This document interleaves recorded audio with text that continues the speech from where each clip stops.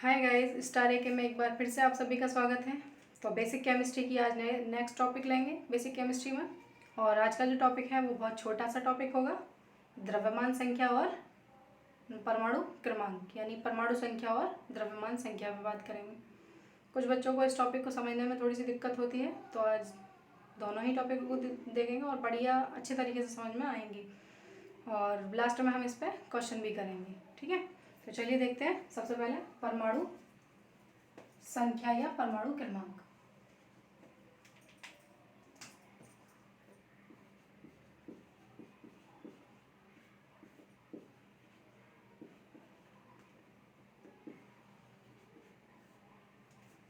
या परमाणु क्रमांक, इसको बोलते हैं एटॉमिक नंबर। एटॉमिक नंबर, देखिए परमाणु संख्या या परमाणु क्रमांक होता क्या है। तो परमाणु क्रमांक को समझने से पहले हमें पता होना चाहिए परमाणु के बारे में, ठीक है। हमें पता होना चाहिए परमाणु के बारे में। वैसे मैंने परमाणु के बारे में समझा चुकी हूँ, लेकिन फिर भी थोड़ा सा कि परमाणु के अंदर किसी भी तत्व का परमाणु, उसमें नाभिक होता है। नाभिक में होते हैं प्रोटॉन और न्यूट्रॉन। प्रोटॉन पॉजिटिव होते हैं, न्यूट्रॉन न्यूट्रल होते हैं, उदासीन होते हैं, ठीक है। और परमाणु के नाभिक के बाहर क्या होती हैं, कक्षाएं होती हैं जिनमें इलेक्ट्रॉन गति करते रहते हैं, और इलेक्ट्रॉन कैसे होते हैं, नेगेटिव होते हैं, ठीक है। ये परमाणु होता है। तो अब हमें इसको समझना है। इससे पहले इसको मुझे समझाना पड़ेगा, क्योंकि इसको समझने के लिए इसको समझना जरूरी है। तो देखो, परमाणु का नाभिक में मैंने बोला क्या क्या होते हैं, प्रोटॉन होते हैं और न्यूट्रॉन होते हैं, प्रोटॉन और न्यूट्रॉन। तो परमाणु क्रमांक क्या होता है ना। परमाणु क्रमांक किसी भी परमाणु के नाभिक में उपस्थित प्रोटॉनों की संख्या को ही परमाणु क्रमांक कहते हैं, ठीक है। छोटी सी परिभाषा है, चलिए देखते हैं।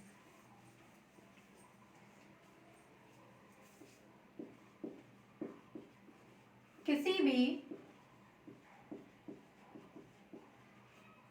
परमाणु के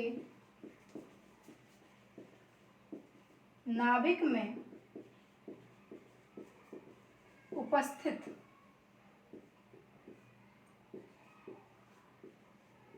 कुल प्रोटॉनों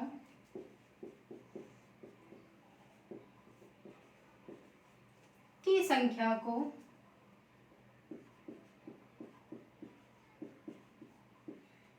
ही परमाणु क्रमांक या परमाणु संख्या कहते हैं। यहाँ एक चीज का ध्यान रखना, यदि परमाणु उदासीन हो तो उसमें क्या होता है कि इलेक्ट्रॉनों की संख्या भी प्रोटॉनों की संख्या के बराबर होती है। उदासीन परमाणु में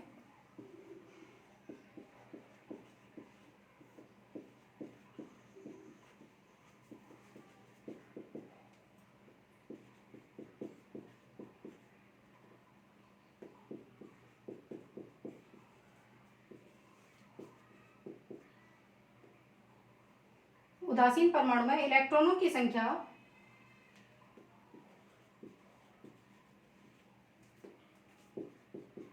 प्रोटॉनों की संख्या के बराबर होती है।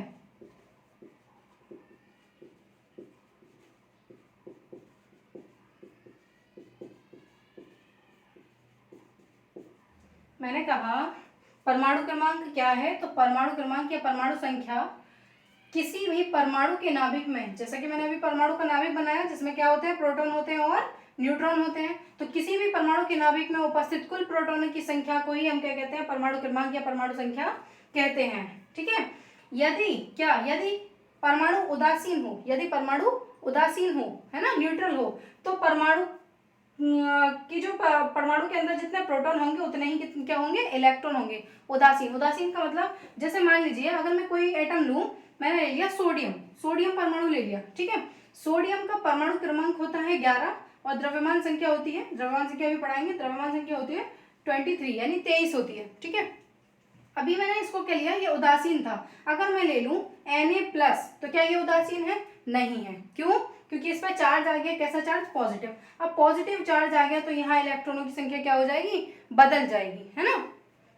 तो मैंने जैसा यहाँ लिख रखा है, उदासीन परमाणु में उदासीन होगा तभी इलेक्ट्रॉनों की संख्या बराबर होगी, वरना नहीं होगी। ठीक है, तो इसको हम परमाणु क्रमांक को Z से प्रदर्शित करते हैं, Z से प्रदर्शित करते हैं। परमाणु क्रमांक बराबर हो जाएगा प्रोटॉनों की संख्या बराबर होगी किसकी? इलेक्ट्रॉनों की, जब उदासीन होगा तब, है ना।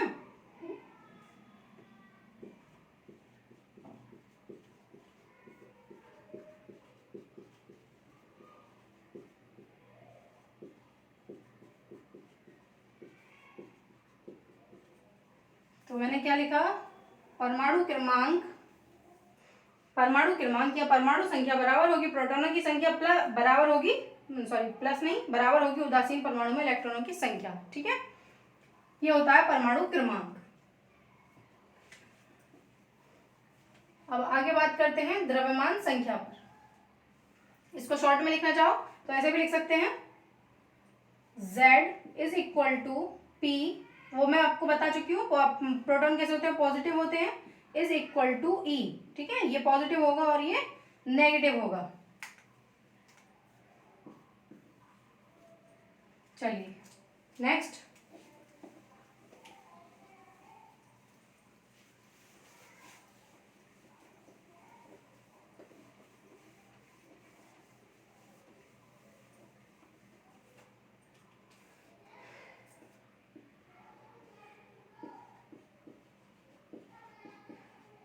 द्रव्यमान संख्या,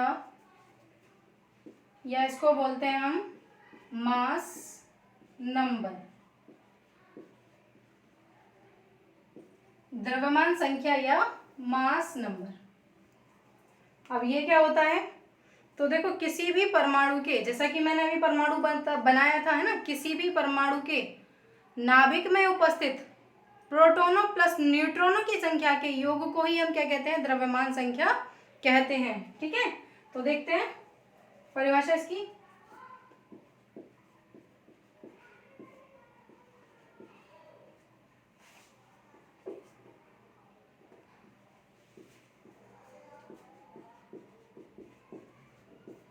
किसी भी परमाणु के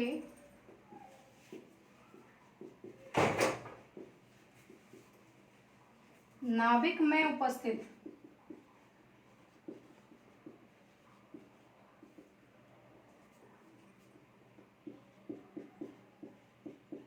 प्रोटॉनों तथा न्यूट्रॉनों की संख्या के योग को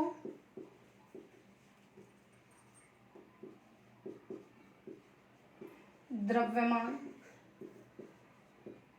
संख्या कहते हैं। किसको कहते हैं? किसी भी परमाणु के नाभिक में, किसी भी परमाणु के नाभिक में उपस्थित प्रोटॉनों, है ना, प्रोटॉनों तथा न्यूट्रॉनों की संख्या के योग को क्या कहते हैं? द्रव्यमान संख्या कहते हैं। द्रव्यमान संख्या कहते हैं। तो देखिए, द्रव्यमान संख्या, इसको हम A से प्रदर्शित कर देते हैं। द्रव्यमान संख्या = प्रोटॉनों की संख्या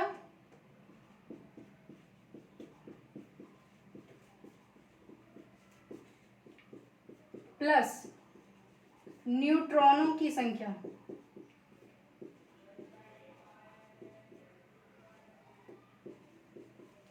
ठीक है, यानी कह सकते हैं A = P + N, A = P + N, या अगर हमें न्यूट्रॉन बाहर लेने हो, न्यूट्रॉन निकालने हो, तो हो जाएगा A - P।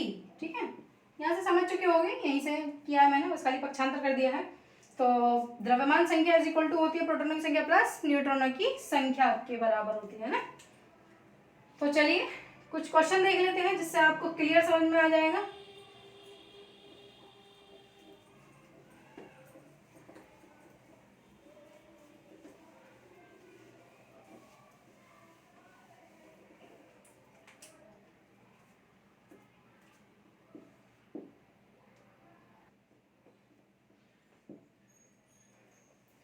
तो देखिए दो क्वेश्चन लिए हैं मैंने यहाँ पर। पहला क्वेश्चन क्या कहता है, तीन भिन्न तत्वों की द्रव्यमान संख्या, तीन भिन्न तत्वों की द्रव्यमान संख्या क्या है, 40 है ना। द्रव्यमान संख्या क्या है, 40 है, परंतु इनके परमाणु क्रमांक क्रमशः 18, 19 और 20 है ना। 18, 19 और 20 है। इन तीनों में कितने प्रोटॉन व न्यूट्रॉन होंगे। तो सभी के क्या क्या पूछे हैं, प्रोटॉनों की संख्या पूछी है और न्यूट्रॉनों की संख्या पूछी है तीनों में। तो देखिए अगर हम देखें तो एक एक करके लेंगे। परमाणु क्रमांक 18 वाले तत्व के लिए, परमाणु क्रमांक 18 वाले तत्व के लिए अगर मैं देखूं तो क्या होगा। देखो मैंने अभी आपको बताया, क्या बताया कि परमाणु क्रमांक यानी Z इज इक्वल टू होता है P के, और P अगर उदासीन है तो इज इक्वल टू होता है E के। ठीक है, यही बताया था। तो देखो अगर परमाणु क्रमांक सभी परमाणु कैसे उदासीन है तो सभी की प्रोटॉनों की संख्या कैसी होगी, समान होगी। तो इसका प्रोटॉनों की संख्या कितनी होगी, इसमें 18 वाले तत्व के लिए प्रोटॉनों की संख्या,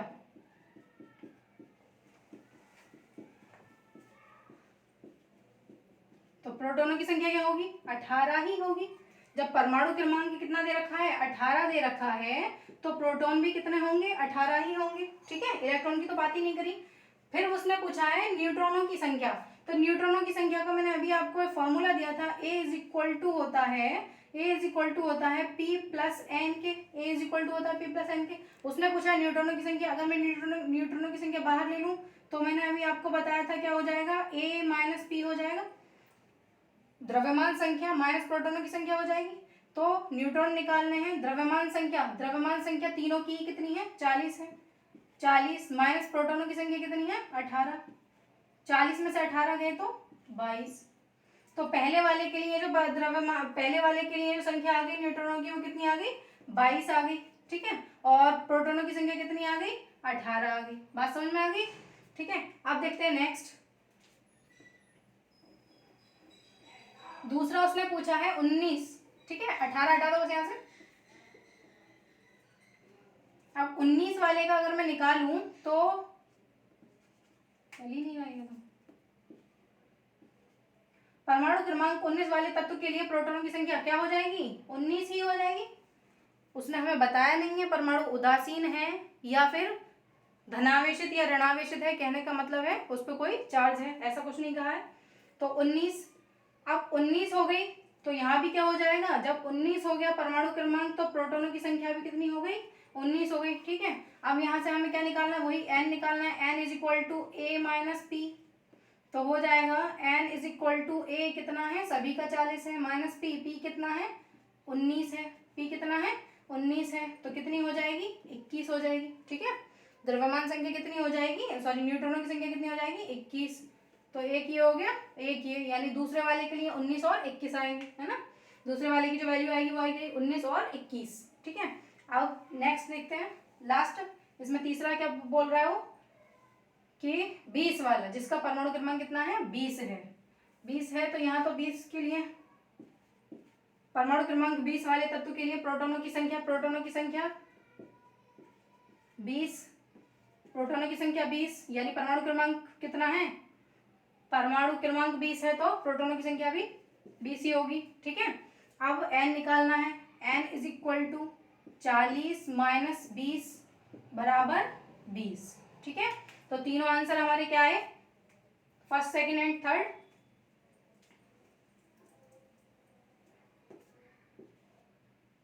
P first, P second, P third, जो है वही रहेगा 18, 19 और 20। ठीक है, और n की संख्या क्या आई, n first, n second, n third, यानी न्यूट्रॉन पहले वाले के और दूसरे वाले के और तीसरे वाले के। तो पहले वाले का आया 22, दूसरे का आया 21 और तीसरे का आया 20। ठीक है, ये रहे आपके आंसर। और ये क्वेश्चन, इस क्वेश्चन का आंसर आप कमेंट बॉक्स में लिखें प्लीज़। और अगर कोई कंफ्यूजन हो तो कमेंट बॉक्स में ही कमेंट करके पूछें।